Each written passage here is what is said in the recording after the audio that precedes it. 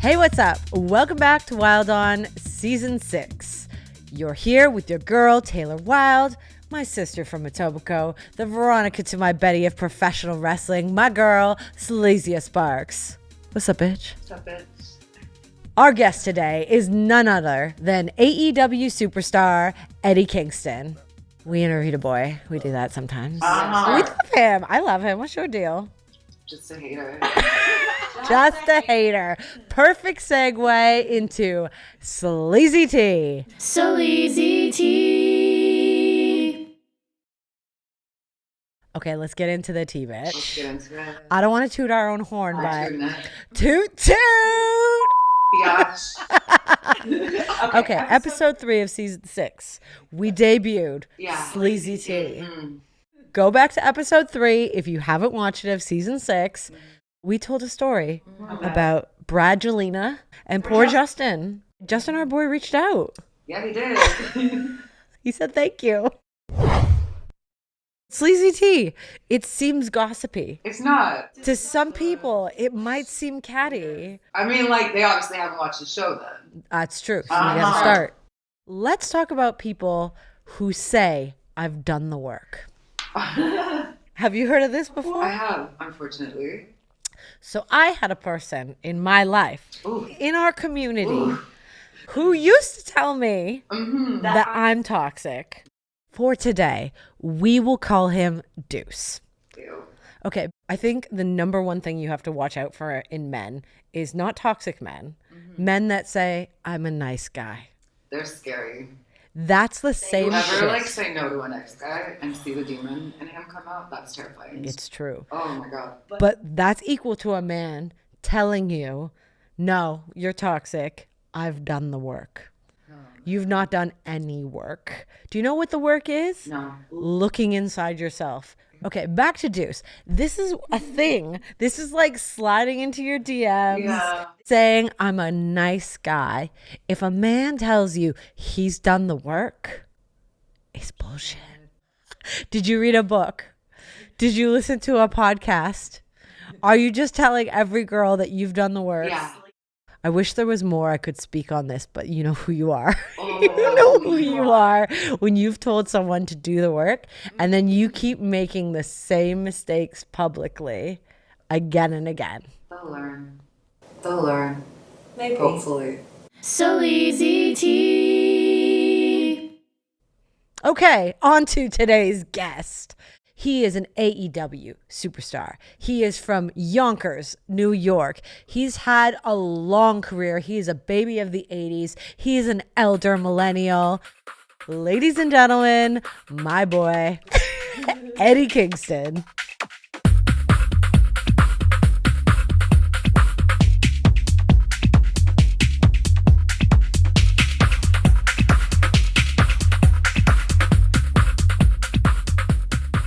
What's your life like right now? Get up, work out, meditate, as I say, get ready for flights, a bunch of flights, and a bunch of hotels, and then TV. Have you always meditated? Well, meditating is a different word that I'm using for something else. You talk about it. This is a place. The shit's legal here, so Yeah, there you go. Wow. I got you. And actually, I do it mostly for my like anxiety, Yeah. and I do it mostly for my body, so I can stretch. Like I don't. People who don't meditate, really don't understand how good it helps your muscles and it helps you stretch and helps you feel better. Honestly, No, especially with what we do yeah. and how we put our bodies on the line constantly. It's a constant. My neck is tight. My hips, my lower back, my hamstrings, everything's like this. Yeah. Every day. Oh yeah, without a doubt. Every day is a constant, stretch, or there's a constant cracking somewhere. Yeah. You know what I mean? And you're young like me, so it's just getting better, right? But for me, it's like even getting a haircut when I gotta lean back like that. Sometimes it messes with my neck and Yeah. my leg starts to whatever it's called, shake. Yeah. And sometimes I have to take a second and tell the guy, hey, let me lean forward Oh real quick. shit. So it's just part of the game. I knew this getting into it. Yep. I'm part of the generation that saw beyond the mat. So we know Yes. what we knew what was going on way before a lot of people did. Yeah. Before, the generation before us. Yeah. How are you adapting to this new generation? You just kind of hit a nerve because there is a huge divide between people that were like probably born anytime between 80 and 86 in wrestling, and then people born in the 90s on. Because when the people in the locker room tell me they were born between like 95 and 2000, I'm like, aren't you 7? Wait. Yeah. What are you doing here? That's what I think in my head. No, there's I don't think there's really that big of a divide. I just think that people of our generation have to teach. Now it's our turn to teach, just like the generation before us. Yeah.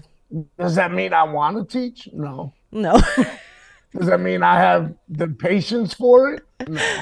Yeah. But somebody did for me, like Right. Tracy Smothers and my mentor Homicide and other people as well. They had a lot of patience with me. Yeah. A lot. So, Fair. that's what we got to do. I don't think there's a big difference. There's the generation after this one's going to be the same way. You're right. You know what I mean? I think I'm still just adapting into accepting that I'm not in my 20s anymore. Yeah, but you look it. I know. I've never looked thank you. 20. Even when I was 20, I looked almost 40. Which probably worked really well when you went into bars and Yeah, well, that helped until I got kicked out of bars fighting, which was a good chance. yeah.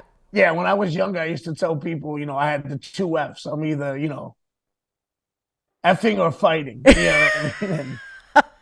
When I was younger. And to me, fighting was like number one because I was just an angry kid growing up. Yeah. I didn't know how to express that anger without physically doing something No, I to get it. somebody else. And I don't know. My mother would tell me that I had a good soul and stuff like that when I would fight because I would always feel bad afterwards. Well, there is You know what I something to be mean? said about that. Like you weren't a total sociopath. You weren't just like No. on to No, the I next thought one. I was at Yeah. one point. Yeah. Solidarity. I feel that. Yeah. No, it was just, like I tell people, growing up is growing up. Yeah. I just grew up my way, Yeah. and it took me a little bit longer. It took me till 38 and the pandemic for me to be like, oh, maybe I should stop acting like a kid, maybe. But that was like the beautiful part of the pandemic. Like, don't get me wrong. It was a fucking shit show. And there's so much that we could talk about.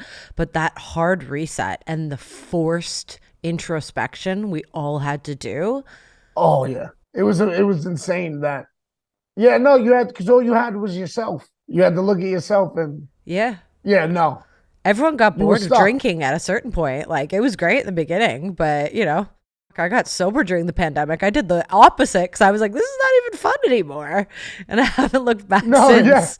You were like, yeah, drinking by myself. Isn't this how it starts? The problem? Yeah, I don't know. 100%. And not, I'm a firefighter. So I was like working in the pandemic Oh, man. with nothing. You're a canary, whether you're a cop or a paramedic or a firefighter.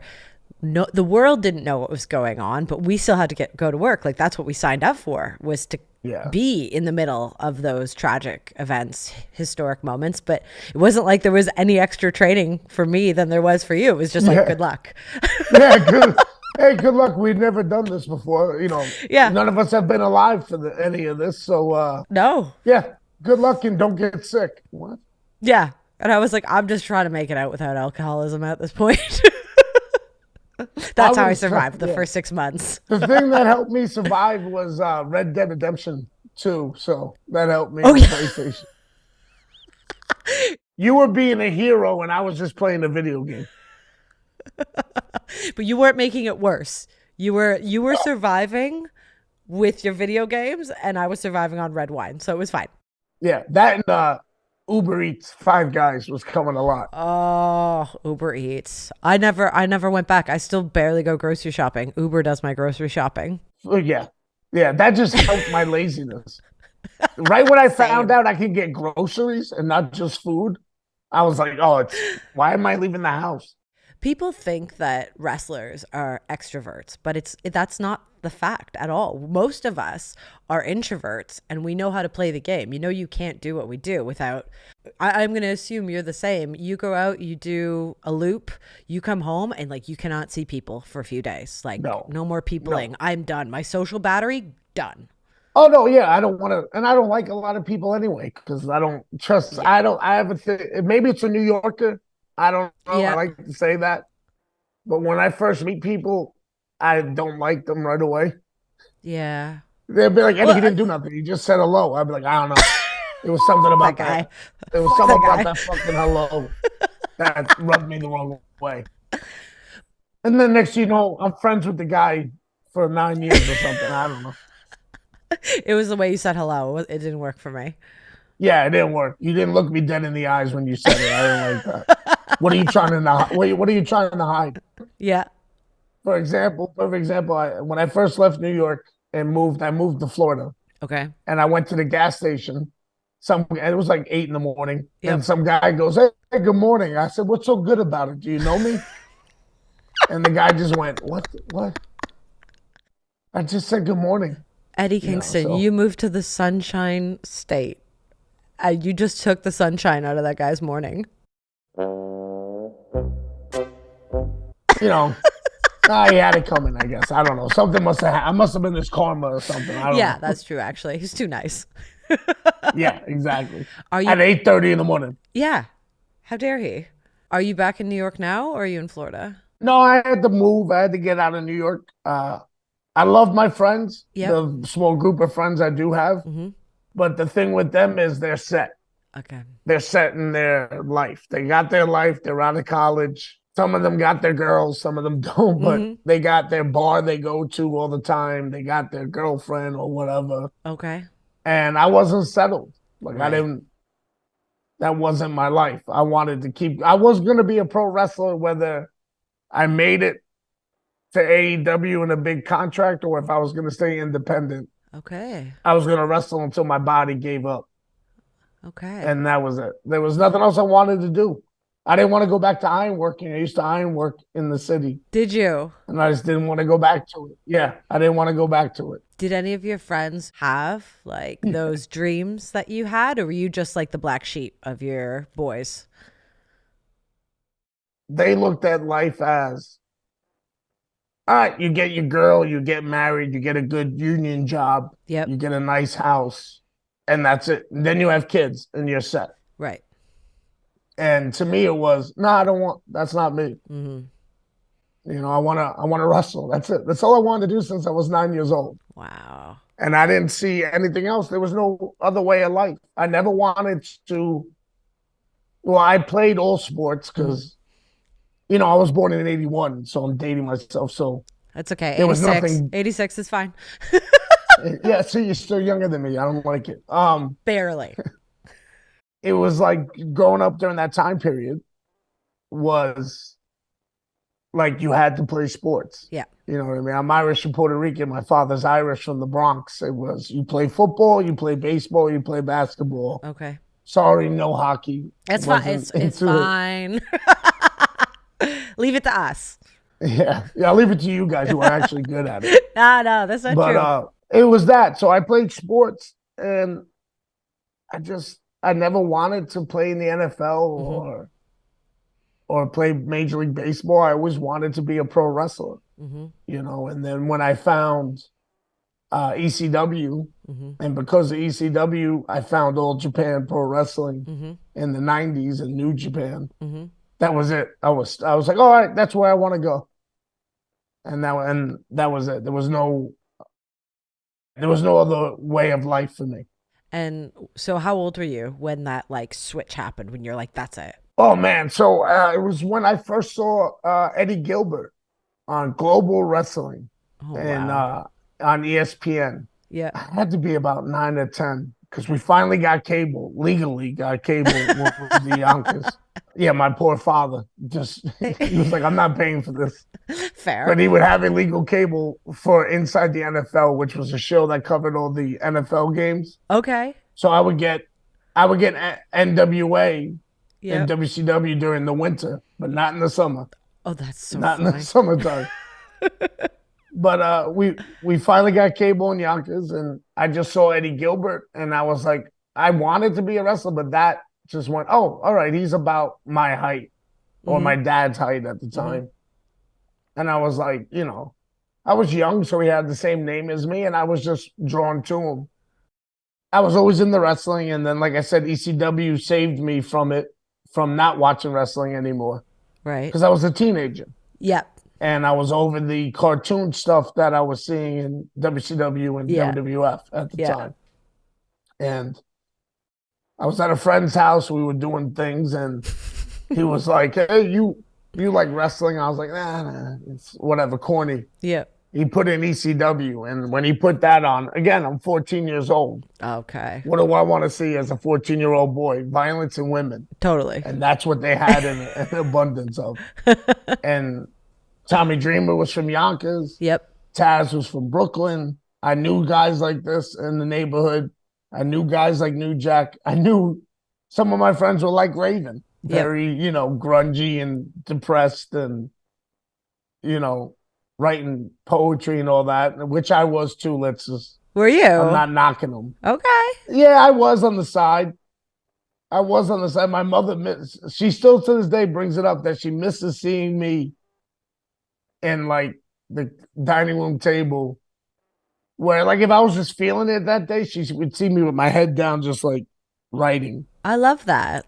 And I would just write. Yeah, I would just write. I haven't done that in years, but what were you writing? Just like anything that came to mind, or anything that crossed my mind, anything I wanted to get out. You know what I mean? And I tried to be smooth with it, but after a while, it was like nothing rhymed. It was just, all right. Maybe the first 4 lines would rhyme. After that, it was. Yeah, but that's like so cathartic, journaling. Like that's where we get lost as adults. Like we don't make time for that stuff anymore. And like, I feel like that's such a safe way to dump and stay grounded, but you don't think to do it. You think it's corny. You're like, dear diary, today. Yeah. Now I just do it mentally. Now I do it mentally, or I do it in promos. Right. You know what I mean? To me, I tell people I don't cut promos. I talk from my heart because it's therapy for me. I'll pick something. It could be it could be a random thing. Right. And I'll pick it and make it into whatever I'm talking about that day, or my opponent, or whatever story I'm in at that time. I'll make it part of it. Right. You know what I mean? You can't cut a good promo that everyone feels unless you have life experience. And I feel like you have tons of life experience, but no one knows shit about your personal life. You have been like an enigma in a world of social media. Yeah, well, I was raised like that. You know what I mean? I was raised that it's nobody's business and nobody gives a fuck. You know what I mean? Like, you have your opinion, and like my mother would tell me, opinions are like assholes. Everyone got one and they all stink. You know what I mean? I guess the age, I'm going to sound like an old man here yelling at the clouds, but do it. I guess the age of social media has made people feel like their opinions matter. Right. And look, folks, I'm not going to lie to you. It doesn't really matter. If it makes you feel good, for that day to tweet or to put something out, yeah, you know, and you're bashing somebody or you're even praising somebody, yep, it doesn't matter. The good and the bad, it doesn't matter. Yeah. At all, at the end of the day. You know what I mean? Is that why you quit Twitter? No, I quit Twitter because I just saw some nasty shit that someone wrote about Rio. Oh, okay. And I was having a bad day, as it was anyway. Yep.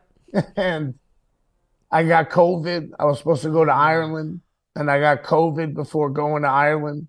So I was already mad. And then I'm just flipping through my phone. Yep. And I just saw something. It was a guy. It wasn't even a person. It was like goose egg gimmick. Okay. So they didn't even have a profile picture, but it was just some nasty shit. And I was like, you know what? I'm over this. Yep. And I was like, I'm done. Yep. And that was it. And, it just became toxic. It was worse than MySpace. Yeah, I'm dating myself. Oh my God, I It's loved worse than MySpace. Facebook. Let's go back to our top 8. Top 8. Yeah, but people used to get mad about the top 8. Oh yeah. I remember that being a big deal. If you got bumped off someone's fucking top 8, life ruined at that time. Oh yeah, you weren't friends anymore. That's it. Yeah. But I was bad. My top 8 was always porn stars or rappers. So no one can say nothing. I'd be like, we're friends in real life. You can't say anything. Exactly. Could you remember who your top 8 is? Like, what were the porn stars? Was it like Jenna Jameson? No.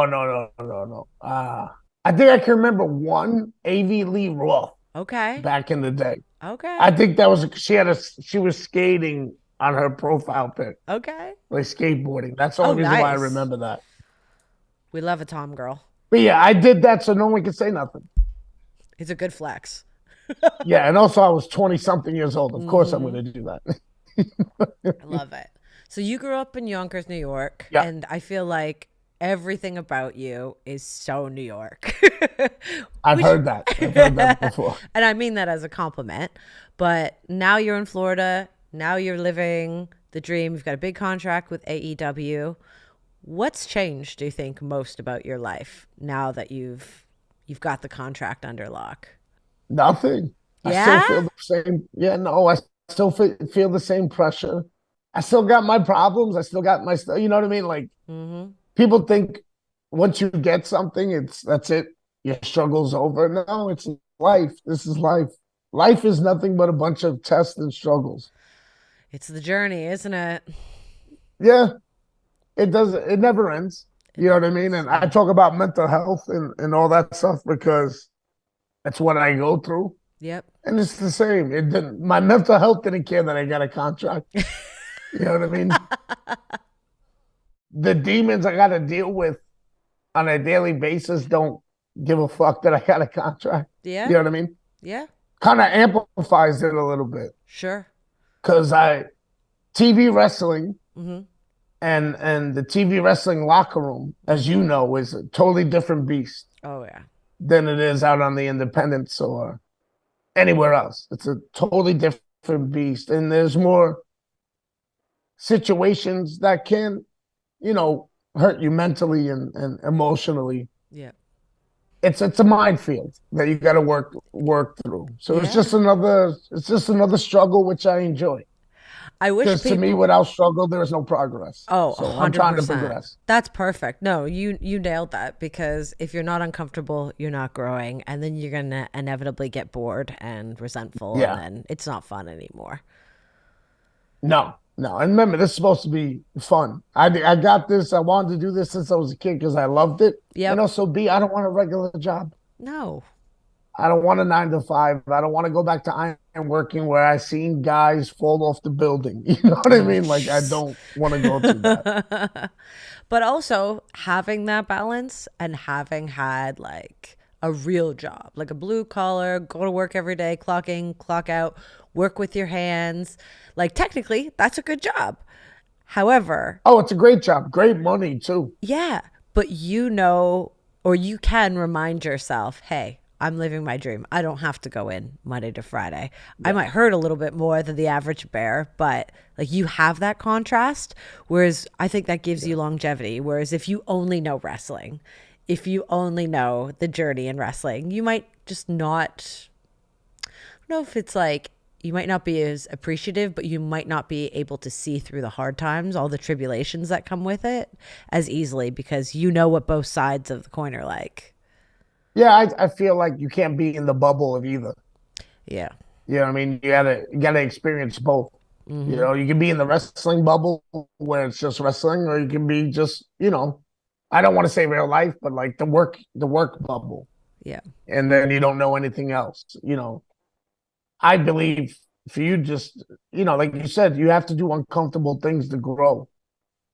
And doing a regular job is very uncomfortable. Doing pro wrestling is very uncomfortable as well. It's true. So I believe you need both sides, and not that I judge people who don't. It's just, I look at people and I go, okay, you don't know. You know what I mean? Like, I get it. I Yep. get it. You know what I mean? You're young, you got this opportunity early. I get it. Yeah. You know what I mean? Because honestly, if I was 20 something and I had a contract to AEW, the people who knew me when I was younger, yeah, I'll be out of my mind. Yeah. Out of my mind. Oh, out of my mind. I'd probably be fired 3 days in. I'll be out of my mind. What was it? Because Just everything? I was still bringing in the street Okay.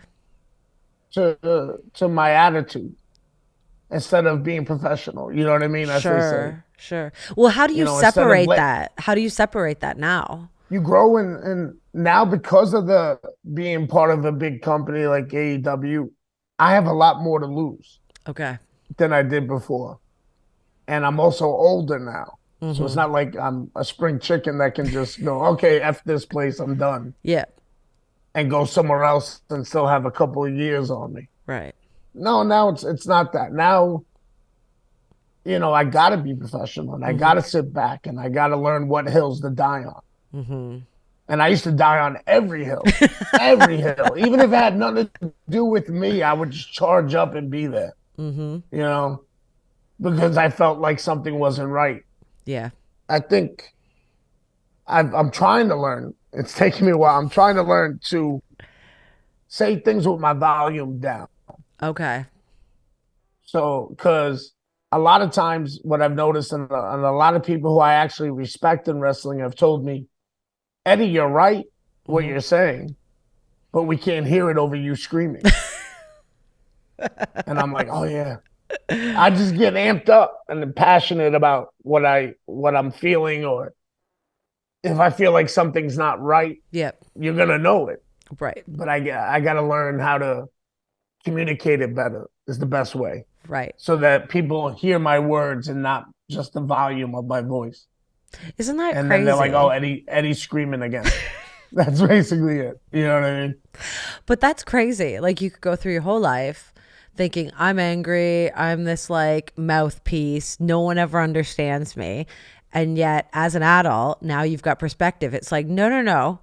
What I'm saying is valid. My points are good. They need to be heard, but it's something as stupid as tone and volume that got you maybe brushed under the carpet.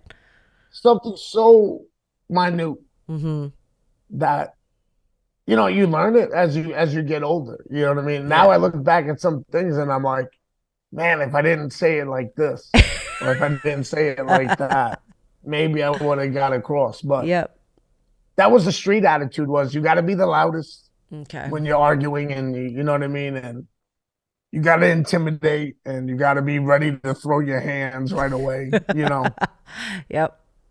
And it's not like that in business.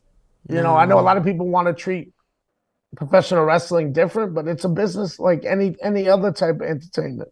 Just like actors, just like any other athlete as well. It's still the same thing. It's a business. It's a business. And people are not going to want to work with you if you're the loudmouth New Yorker who's a malcontent. I mean, it got you this far. There are positives. It got me this far, but I've also learned how to sit back and let things happen, and understand that my job as a professional wrestler as well is to make everything work. Yeah. It doesn't matter what the promoter or the booker wants. What they want is what they get. Right. Whether I agree to it or not, I got to make it work. Right. And the only thing I ever really ask is if I can do it my way. Okay. That's fair. And I'm blessed and lucky enough to have someone like Tony. Yeah. Who every time he goes, yeah, do it your way, but just make sure you hit this point. Okay, man, got you. Okay. And that's it. You know what I mean? And I got to make it work. That's beautiful. And if I don't make it work, he just won't put me on TV. No stress. No pressure. That's what he's done. Well, but that's what he's done. But I respect it. I know what it is. There's no two ways about it. All right, make it work, or I'm just not going to put you back on until later, until I have a really good idea. And I know it's frustrating to a lot of guys too. And when I say guys, I also mean the women too. Of course. Because I consider women in wrestling part of the boys. So when I say the boys, it's the women too. It's not, they're not excluded. So just putting that out there. But I understand the frustration of everybody not being on TV or not doing whatever. I get that frustration. But I also tell them, what have you done? Right. To keep yourself on. Right. Can't always blame the promoter or the booker or whoever. You know what I mean? What did you do? And it's a lesson my father used to tell me. And I used to hate it when I was younger, but it's a fact. He used to say everything starts and ends with you. It's true. What did you do to get into this situation? What did you say or do or act or whatever to get yourself in this situation? It's true. So I think a lot of times we got to look at ourselves and not look outside ourselves and be like, well, it's this person's fault I'm not on TV, or it's this person's fault that I don't have a contract. No, it's not. I used to tell guys when I was in a group, when I first got there, I was in a group with Butcher, Blade, and Bunny. Yep. And my best friend Penta and Phoenix. And I used to tell them before we go out, force the hand. And some people asked me what that meant. That meant just be undeniable. Yeah. When you're out there, it doesn't matter if it's just a talking segment, as they say. You make that the best talking segment of that week, of any show that's on. And I'm not talking about just wrestling. Yeah. You have the best talking segment on any drama, any sitcom, not just pro wrestling. You make it the best thing on TV. Yep. If that's what your job is for that day. Yep. If your job is for that day to get beat up, then you're gonna get beat up the best. Yeah. If your job is to beat somebody up, that's your job. You're gonna beat the piss out of that person. You're gonna make it look good because then you become undeniable, and then whoever's in control will see that. Now, I'm not saying they're gonna see it right away. Right. You know what I mean? It's never like that. Yeah. But they will see it. Yeah. And I'm definitely living proof of that because it took me 18 years. 18 years in a pandemic to get somewhere. You know what I mean? And when I've gotten to other places, I was angry and I wasn't professional and I was looking outside myself and I was blaming other people for things, and that's never good. That's why I'm not where I am now. You know what I mean? I woke up and just said, all right, enough. Yep. I want to circle back to what you just said a few minutes ago about including the women in this business as one of the boys. I mean, we're all trying to earn each other's respect at the end of the day, but that, to me, you saying that is huge. And I just hope that, all the younger generations coming up, like, that's a big fucking deal. We're all like business. We're all helping each other, right? Because it didn't always used to be that way. No, when I broke in 2002. When I broke in, the women were either valets or they were in some type of bikini match. Yep. There wasn't straight wrestling. No. And then someone who I consider a very close friend, like a family member, a sister of mine, really, Sarah Del Rey. Okay. Because I became friends with her and I saw the way she had to struggle to get respect, it just opened my eyes to the struggle of women in wrestling and made me respect women's wrestling more. I already did from watching Joshi wrestling, and I stole my finisher from Aja Kong and love it. Bull Nakano and Bull Nakano really was like my first crush when I was a kid. So I loved women's wrestling and respected it, but seeing where it was when I first started, you're kind of like, oh, they're just going to do whatever. Yeah. And then when I met Sarah and saw how Sarah was a master at her art and her craft and how she had to struggle, just made me appreciate it more. Yeah. What women had to go through, and they still go through it. Let's not get it twisted. Oh, no. You know what I mean? Yeah. Still maybe one or two segments, maybe. Yeah. On a show for women. And I know it's rough. And I get it. You know what I mean? I do get it. Yeah. No, and it's people like you that are going to change it, because we can only make ourselves so good, right? And we can all band together as much as we want. But at the end of the day, it's still a male dominated industry, and that, that's history. However, it's changing, and goddamn, the talent pool for women now is so vast and so diverse. And I don't know, like, I just think it's interesting. We're in a place that we don't even say intergender wrestling anymore. It's just wrestling. No, we don't. No, it's just wrestling. Yeah. And I've just seen, I don't see any. So when I, like I said, when I first broke in, you would just see the women as valets or as, a sideshow. Yeah. They were there for the male demographic to hoot and holler at. Yep. But now I don't see that. I see a bunch of women walk in and they're ready to wrestle. Yeah.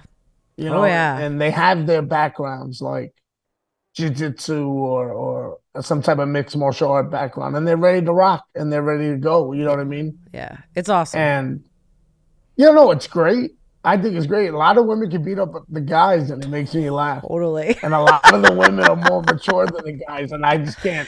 It makes me laugh real hard. You know what I mean? Yeah. I just want to bring up another two women that made me respect their struggle at the time, Lacey and Rain. Oh yeah, God, two girls from. They used to travel with me, Claudio. Okay. Bryce Remsburg, my old partner Blackjack, and Jigsaw. They used to travel with us, and I seen their struggle too. So I got to give them a shout out as well, because I remember when Shimmer first started, they were the first. I was on that first Shimmer. I remember loving Shimmer and the concept of it, and I actually watched the shows. Did you? Talk to Prazak about it. You know what I mean? Shimmer was a very big deal, especially for the independent scene at the time. It was huge because it was the only thing ever attached to ROH in like a loose form that was just women. And it was the first time that we really had international exposure on a mass kind of scale because of the DVDs. God, that's dating us right there. DVDs. I still got DVDs. Shimmer was a big turning point, I think, for all of us. And and those women on those shows, man, all those shows, it doesn't matter when it was, they were a big influence, because I hear a lot of the younger wrestlers nowadays say stuff about Shimmer. Crazy. And then it makes me feel old, but I'm still like, oh yeah. Okay, so I was on that first Shimmer. I think it was 18 years ago. That hurts. Yeah, we don't want to talk about that. No, okay, let's switch this topic. Okay, so the world of social media, you've kept your business, your, everything about you on your Wikipedia is wrestling focused. But let's tell our listeners, give me one fun fact about you that otherwise wrestling fans would have no idea. Well, back in the day, especially during school, my father would flip because he would be like, you failed gym and religion class. But I would always pass like English, especially during Shakespeare. Okay. I do like Shakespeare a lot. I like Edgar Allan Poe. You like the deep stuff. Things like that. So, yeah. Okay. Yeah, so definitely Shakespeare, especially Macbeth. And, Macbeth's my favorite one. The ambition of that man brought him down. Love that. So you look at my bookcase, it's all comic books. Is it? Whatever. It's still reading. It's graphic novels, right? Yes, a lot of Daredevil and Batman. Okay, speaking of Batman, I have this Italian Mastiff, and I took him to the doggy salon the other day, and there was the cutest little fluffy dog. You think its name was going to be like Floofy or like Princess. The dog's name was Batman, and I just thought that I respect it. I respected it too. I respect it. I like it when little dogs got rough names. Oh my God. I mean, like a little fluffy Shih Tzu or something, and next thing you know, it's called Jack, and you're like, totally, or like Bruiser, and you're like, what? Huh? It's 85 pounds soaking wet. It's all hair. Okay, let's do my top 10 tailor-made questions. It's not a speed round. We're just gonna change gears and talk about fun, fluffy stuff. Ready? Okay. Okay. Favorite movie? Red Dead Redemption 2. Raging Bull. Favorite band or artist? Favorite artist, Tupac Shakur and DMX. Okay, And love I gotta it. say, favorite band, AFI. Okay, so that's where Yeah. the a little emo snuck in there. Oh yeah, without a doubt. I'm part of that generation. Like you couldn't help it. You couldn't No, help it. it's true. We are the part of the aging emos, aren't we? Yes, we are. We are part of that generation. I'm okay with it. Favorite restaurant? There's a place in Yonkers, like a diner called Argonaut Diner in Yonkers. I like. I That's love my it. favorite. I love diners. I was It's a just New gonna York thing, I say guess. I I don't love know. diners. Anytime I'm in New York or Jersey, I'm just like, okay, where can I get a sandwich? Yep, sandwich, mozzarella sticks, and you're good to go. Okay, least favorite wrestling move to take. All of them. Good answer. They all hurt. They all hurt. So all of them. That's a true vet answer. Bumping. Period. Any type of pain. Yeah. Anything. So every day when you go to work, basically. Yeah, basically, yeah. I gotta prepare myself for it. What is the most embarrassing moment you've ever had in the ring? Oh, so I like the way this is starting. All right. Yeah. So just to let everyone know, before the match, we had a wedding Okay. the day before the show. And it was Monster Mac's wedding. Uh-huh. So me, Homicide, Low Key, a bunch of the guys were at the wedding. And we all drank a lot. Okay. So then we had to wrestle the next day. I'm hungover, and I told Bandito, who's now in WWE as a referee, and Yeah. Azriel, they were going to suplex me on the floor. And I said, hey, do me a favor. Just snap suplex me. Don't, long, whatever you want to call it, delay me down because I'm not feeling too hot. Yeah, okay. Well, they do it, and I shit myself. 8 more minutes to go, I think. And I put Bandito, I think, or Azriel, one of them, in a head scissors after it. And I went, you smell that? I told you motherfuckers not. My God. What the fuck? And I tagged out whatever. We did the match. It was in Rollway Rec Center, and I just ran right to the shower. Took everything. I was in the dark. Took everything off in the shower. Had my boots on, taking the shower. So no one knew besides your opponent. That's probably the most embarrassing thing, the moment that happened to me in the wrestling. Thank God your singlet didn't act as a strainer. Like, it wasn't like... Yeah, because they smelt it right away. I said, you motherfucker. That's a good one. And thank you for being so transparent. Okay, what is your favorite type of meditation? Smoke or edible? Both. At the same time? Yeah. There's Ortiz calls it different levels of Eddie's meditation, as we'll call it. There's different levels. There's levels where I stretch, and then the next level is me squatting, and then the next level is me shadow boxing, and then the next level is third eye, which is the top level, where I just sit there, and I don't even remember what I'm saying, but Monkey says I sit there. Monkey Ortiz, I call him Monkey. Yeah. He would just say that I sit there and I just start spewing stuff, and then I go, see, guys, see. Third eyes Third open. eyes open, guys. Think. And he said everyone else is just sitting there like, what are you talking about? So, yeah, I like those levels. Is that a daily thing, the levels of Eddie Kingston? Or is that Oh, no, that's show day when thing? friends are around. When I'm by myself, it's just one level. It's chill. I don't want to think about nothing. Functional. Let me put on. Functional. Yeah, let me put on wrestling. Let me put on Kenta Kobashi matches and just relax. What was the last book you read? Oof. John Moxley's. Ah. Yeah, I read that son of a bitch's book. And Look at you being a good friend. I try, and then he called me a emotional bitch, and I was like, what is this? What is this? I asked him, Just I 'cause said, you have what is feelings. this? He's like, oh, come on. I was like, all right. That's our relationship. What is this, John? And I'm like, yeah, you're right. That's our conversations on a daily basis. That's a real man conversation. Just a lot of like, Yeah, no, that's what we do. I know other people watch me and him interact with each other, and it's usually he'll make a dry joke. I'll die laughing. He'll say something. Yeah. So I'll say something, and then we'll go, all right. And then we'll walk away and then come back later. That's how me and him are with each other. I love that, though. That's a brotherhood right there. Less talking, more feeling. Yeah. Okay. Current crush and most embarrassing crush.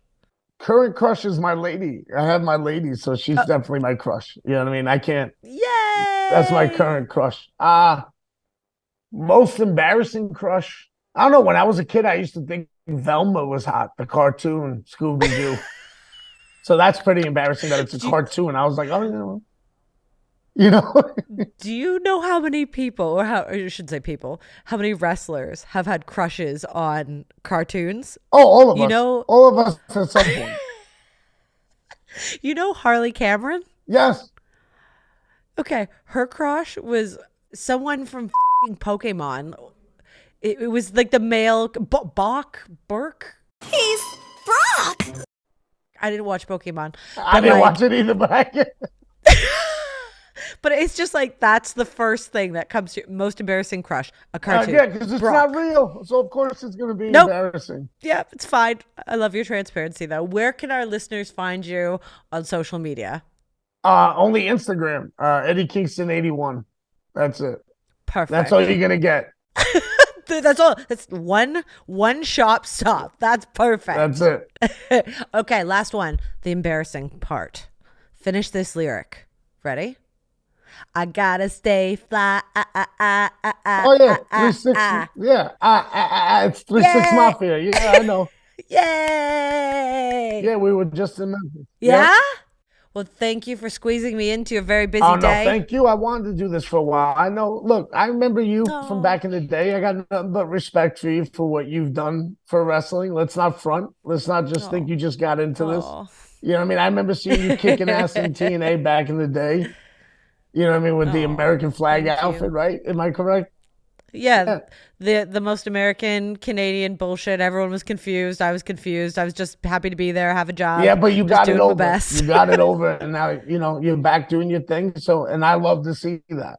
I love to see people who thank you. Busted their ass back in the day when it wasn't hot as it is now, come back and still get that love. So I got nothing but respect for you. So that's why I did this, to be honest with you. When you asked, I said, yeah, of course. Oh, thank you. Thank you. And that means a lot. Sorry, I'm getting awkward because I don't take compliments. I'm the same. I'm the same way. When like, I get what do I do with my hands? Yeah, when I get I get recognized maybe once every couple of months at like an airport. Yeah. And they'll be like, Eddie Kingston, and I'll be like,